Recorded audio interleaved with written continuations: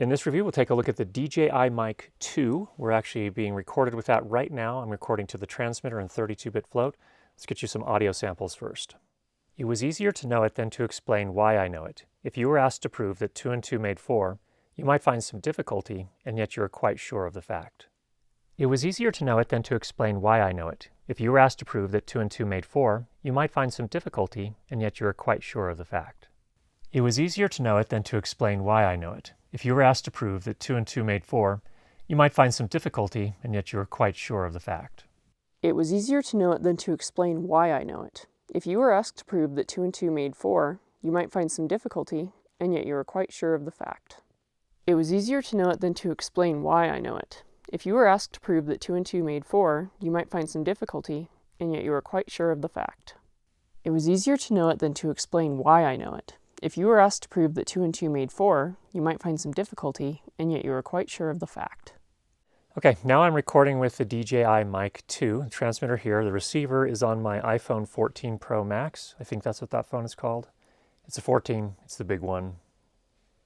And this is what it sounds like. So, it was easier to know it than to explain why I know it. If you were asked to prove that 2 and 2 made 4, you might find some difficulty, and yet you are quite sure of the fact.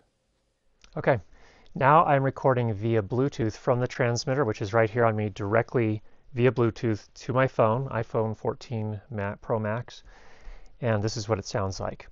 It was easier to know it than to explain why I know it. If you were asked to prove that 2 and 2 made 4, you might find some difficulty, and yet you are quite sure of the fact. I have a big filter here running. You can hear it. There's a noise reduction feature. Let's go ahead and turn that on. Okay, now the noise reduction feature is turned on, and you can see what it does when I'm talking, and then also when I stop talking. Actually remove some of that, a good bit of it while I'm not talking, and then when I'm talking, you can hear how it affects my voice overall. So that's the noise reduction feature, turning it back off. Okay, this is with the noise reduction feature turned off. Now, the kit that we're reviewing comes with a receiver, which is a dual channel receiver, and 2 transmitters, so you can record 2 separate people at the same time to your camera or to the transmitters themselves. So that's really nice. It comes with a charging case, which can get you up to 18 hours of total runtime. 2 magnets, one for each of the transmitters. It allows you to attach the transmitters much easier. So if you don't have something specifically to clip onto on the clothes, putting the magnet behind the clothing will allow it to stay in place. Nice feature. It does come with 2 fur windshields, so if you're recording outdoors, that will help prevent you getting the distortion that comes from wind when it hits the microphone capsule, and they work well. You have a USB-C to USB-A charging cable and a data cable if you want to transfer the files off of your transmitters. A 3.5mm TRS camera audio cable, so if you're sending audio to your camera with a 3.5mm input, that'll work. Then it also comes with both USB-C and Lightning adapters to attach your receiver directly to your phone or other mobile device. Very nice. And then of course it comes with a carrying bag that fits all of the above. Now, this kit is currently priced at $349 US at the time of this review. We have a link for it down below, an affiliate link. But you can also buy other combinations of things. So if you wanted to add a white transmitter because you're going to be doing wedding videography, for example, and you want it to fit in a little bit better with what people are wearing, you can do that as well. Now, let's run through the pros and cons. First of all, there are 2 transmitters and a dual channel receiver, charging case, bag, wind covers, cables, everything that I had mentioned before. The big headline feature that I think a lot of people are excited about is that you can record 32-bit float recordings on the transmitters themselves. And in fact, that is exactly what we're doing here and exactly what you're hearing through this entire episode. You can record up to 14 hours on the internal memory. What that, if you're not familiar with the concept of 32-bit float recording, audio recording, that means that if I yell, that the audio may go above 0 dB, and normally for most other recorders, that would be clipped and distorted audio. It would sound awful, and it's not necessarily recoverable. In this case, you can, in post-production, actually pull those levels down and recover that audio with 32-bit float. But there are caveats. You cannot necessarily go record a jet engine from 3 meters away at full thrust and expect this to capture it. It can still distort at the microphone, so just be aware. But for most speaking, it's going to be fine. It's going to work really, really well.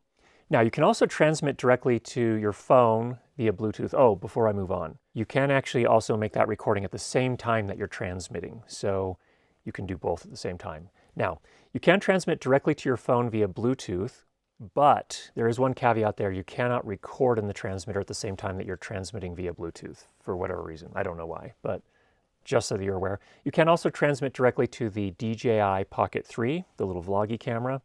So that's kind of an interesting feature as well.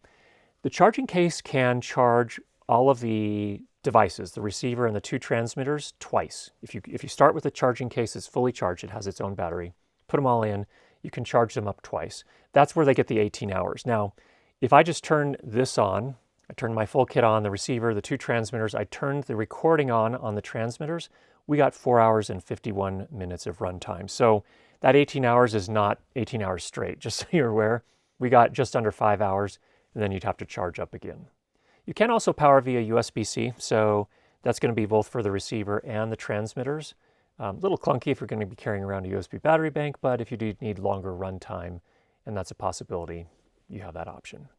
There are touchscreen controls on the receiver, and there are buttons to start and stop the recording and the noise reduction on the transmitter. And I actually pretty much like the touchscreen controls. There's also the new knob, which makes things a little bit easier. The touchscreen is okay. The knob helps a little bit, takes a little bit to get used to it, but I found this was easier to operate that for me at least, relative to the Rode Wireless Pro. So is it perfect? No. But I did prefer it to the Rode Wireless Pro. I felt like there weren't as many things for me to memorize, like press this button and hold for 5 seconds while you stand on your head and do a jig or something. I don't know. This was just a lot easier. So like that. There is a 3.5 millimeter output for your camera and also a headphone output on the receiver, which is really, really nice. The Rode Wireless Pro does not have that headphone jack. So if you need that, you've got that here, which is, I think, especially useful for if you're recording to a phone or something like that. You can also output via USB-C to iOS, Android, or your computer. Now, how far can you transmit with this? And the answer is that indoor, it did great at our house. We had no dropouts through the entire house. I came out of my office, went through a door, closed the door, went to the other end of the house, up some stairs, went through another door, and it didn't drop out. And then all around the top floor, no dropouts whatsoever. Fantastic performance indoors. Outdoors, if I had the transmitter on me like this and I was facing the camera, I could go over 100 meters, no problem, which is fantastic as well. If, on the other hand, you put the transmitter on, maybe clip it to your belt, and it is not directly in line of sight of the receiver, in other words, I'm facing the camera and the transmitter is on my back, that's when things fall apart much more quickly, and that's not unusual. So we got our first dropout at 22 meters when we did that, out of line of sight. And that's not unusual. Again, the Rode Wireless Pro, we had our first dropout at about 15 meters. So just keep that in mind when you hear those specs about how far it can transmit. They're true if it's in direct line of sight. So if you keep it on the front of the person that's talking, and by the way, at 100 meters and anything farther than that, nobody's going to see the transmitter anyway, so it doesn't matter if it's on the front of them. So anyway, you can transmit as far as you need, under 99.999% of circumstances.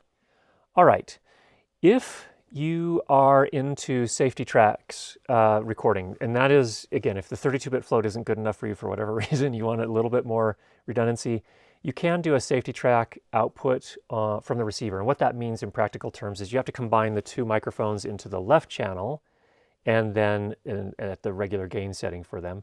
And then on the right channel, it sends the same signal out of the two combined microphones, but at 6 dB lower. So if things get louder than you had anticipated and there is some clipping and distortion, presumably that safety track will be in a place where it won't clip. So that's there if you need it. Now, how clean or how noisy are these things? And we did our practical noise floor sample. So we come into this room, turn off all the lights, turn off anything that can generate any sound whatsoever, record some speaking, also record some silence where I'm not speaking. Then I take that file into post-production. I boost it to -23 LUFS, which is a standard loudness level, and then measure the silent portion. And that came in at -72 dB RMS max in our sample, which is phenomenal. That is fantastic result. I suspect they're actually doing some active filtering here. So I guess that's fine. So just so you're aware, it's very clean. Now, if you record on the transmitter and you record in your camera, because we're wirelessly transmitting at the same time, these can drift some, potentially, or your camera can drift from each other. So we just wanted to measure what that was. And if we did that, After 15 minutes, there was no drift. It was still very much in sync. When you get a lot longer than that, when you get 30 minutes, an hour, that's when things can start to drift from each other. So just so that you're aware, if you were just going to use this as a recorder, it may not be in perfect sync after 30 minutes or 40 minutes or anything like that. So if you're doing a lot of long form video, just be aware of that. Can you resolve that? Well, if there are periods where you can actually cut and move things back into sync, you can solve it that way. But just so you're aware. Another nice feature is you can turn the LEDs on the transmitter off if you choose to do that. Yay. You can also lock the recording buttons so that people that are wearing the transmitter, I was just checking to make sure we're still recording, so that nobody can accidentally bump that record button and turn it off. So that's nice as well.